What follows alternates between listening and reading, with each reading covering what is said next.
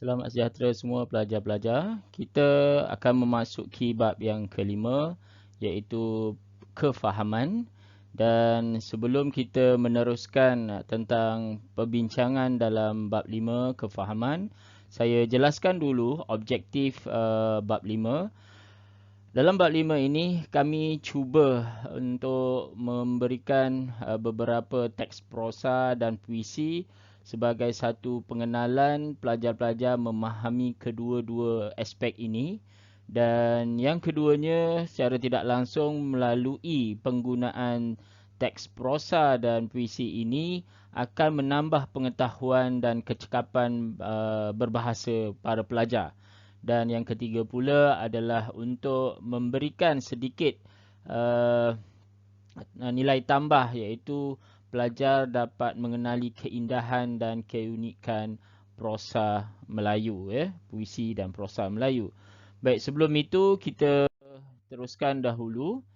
Secara pengenalannya, kursus bahasa kebangsaan ini memberikan sedikit topik-topik sastra melalui penerapan ataupun memperkenalkan teks pemahaman dalam bentuk prosa dan puisi. Seperti anda lihat yang saya nyatakan di bawah ini, seperti kita ada sajak, puisi syair, gurindam dan seloka.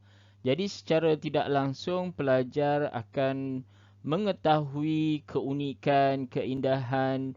Di samping itu pelajar dapat menerima ataupun secara tak langsung menerapkan nilai-nilai murni yang terdapat di dalam petikan-petikan tersebut, ya.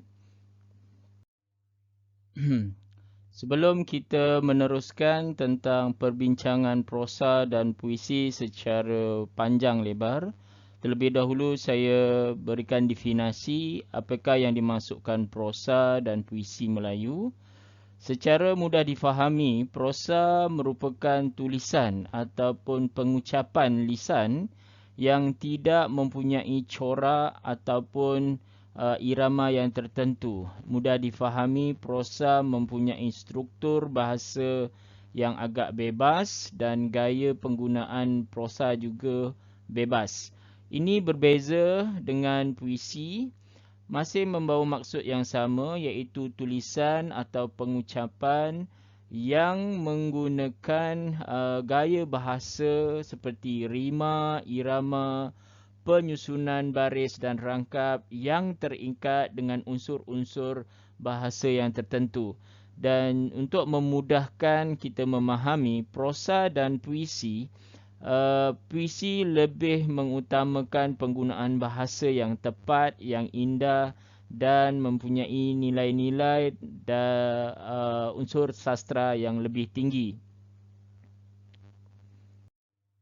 Di sini saya ada senaraikan beberapa persamaan dan perbezaan antara kedua-duanya.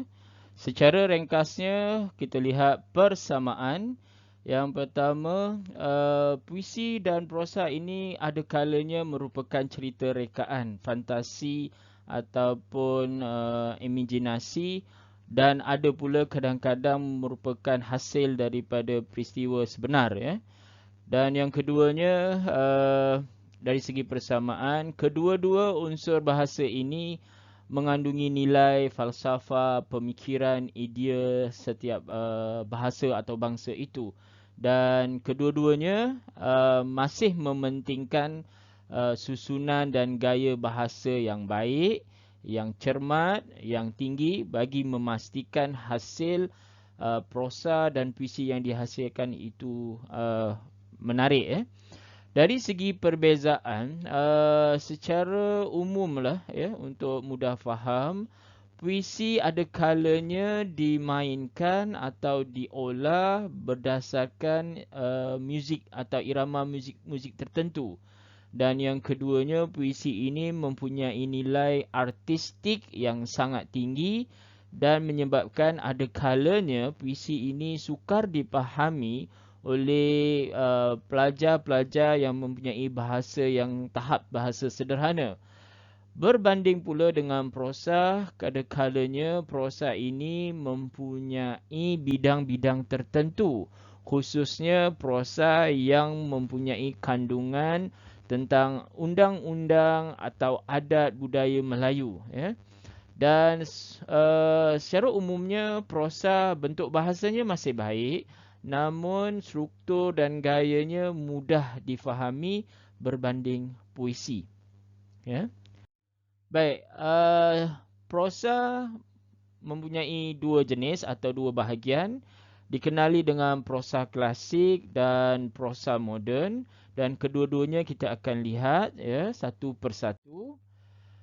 Ciri prosa klasik untuk mudah difahami, antaranya ialah prosa klasik ni hasil atau bersumberkan cerita-cerita rakyat, kehidupan-kehidupan masyarakat seperti nelayan, petani, dan kebiasaannya prosa klasik berkembang secara lisan dan terhad dalam kelompok tertentu dan bersifat tradisional dan mempunyai unsur-unsur dongeng dan khalayan.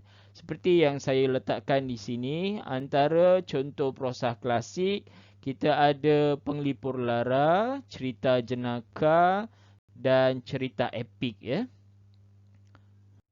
Sementara prosa moden, antara ciri umum yang mudah difahami, prosa moden dalam bentuk pembukuan atau ditulis dalam bentuk buku atau jurnal atau dalam bentuk antologi, dan sudah pasti ada pengarang atau penulisnya, mudah dikesan. Bersifat moden, dinamis, rasional, kandungan bahasa atau plot ceritanya mudah difahami kerana menggambarkan kehidupan moden dan semasa. Contoh anda boleh lihat, yang pertama iaitu kita ada cerpen, drama dan seterusnya novel, ya. Kita teruskan penerangan pula ke bahagian-bahagian prosa klasik, ya. Kita akan melihat satu persatu contoh prosa klasik yang saya telah sediakan. Baik, ya. Yang pertama iaitu kita kenali sebagai Penglipur Lara, ya.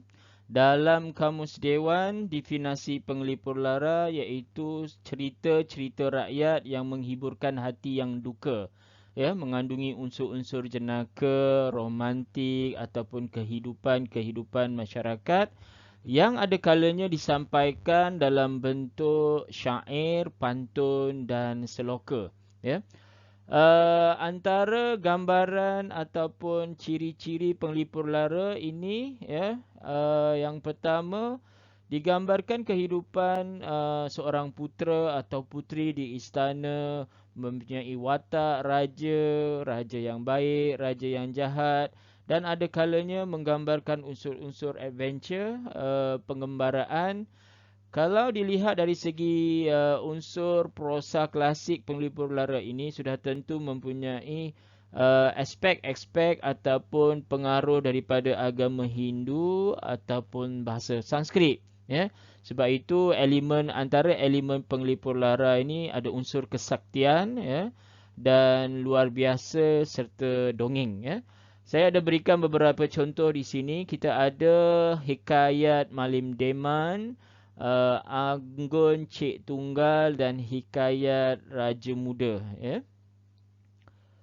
Seterusnya, yang kedua, prosa klasik disebut sebagai jenaka.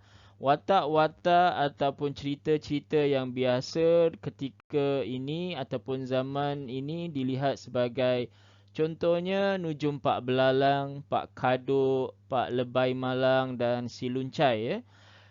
Contoh-contoh ini menggambarkan cerita-cerita masyarakat yang humor, lelucon atau lucu, dan watak-watak yang menjadi kebiasaan ketika ini ataupun zaman prosa klasik ini yang saya sebutkan, seperti Pak Pandey, Luncai.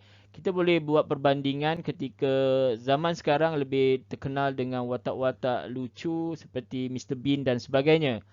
Uh, Tujuan jenaka ataupun prosa klasik unsur jenaka ini adalah untuk menerbitkan rasa gembira ataupun rasa terhibur. Di samping itu, dalam bentuk gaya bahasa, kita memberikan nilai tambah pengajaran dan nasihat kepada masyarakat. Ya. Dan yang ketiga pula iaitu cerita-cerita epik. Digambarkan di sini cerita epik ini berunsurkan kepahlawanan ataupun ketokohan satu individu yang mempunyai kaliber, yang mempunyai kekuatan ataupun kesungguhan. Latar cerita epik ini lebih kepada bentuk sejarah, sejarah dan penceritaan ataupun imajinasi yang mempunyai watak-watak atau tokoh-tokoh luar biasa, kesaktian dari segi hikmah ataupun senjata yang digunakan ataupun kesaktian yang dimiliki. Contoh dalam prosa Melayu epik ini saya berikan yang pertama, Hikayat Hang Tuah, satu legenda ataupun tokoh yang memang selalu dibincangkan.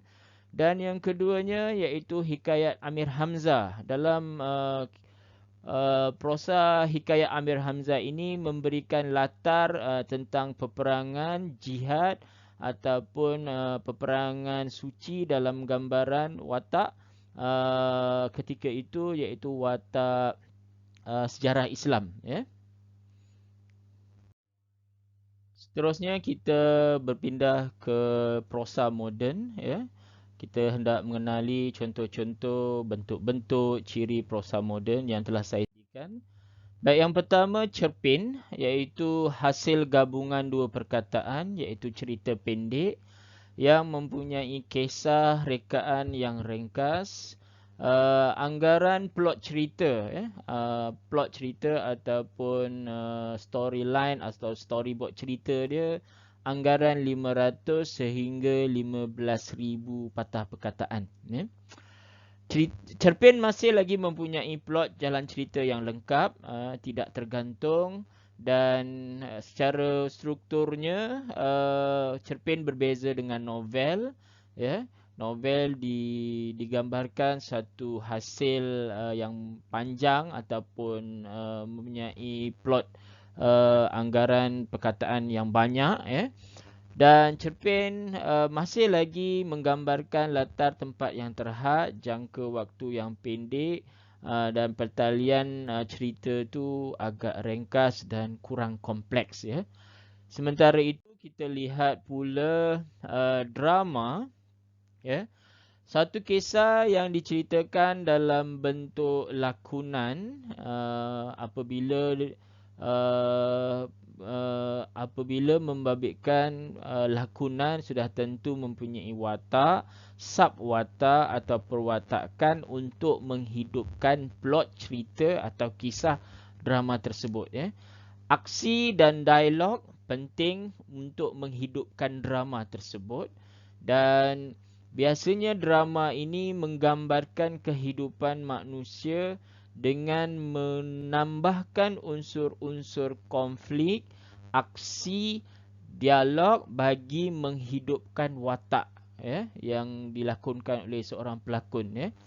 Dan drama ini kebiasaannya boleh dipentaskan, diadaptasikan dalam bentuk pementasan.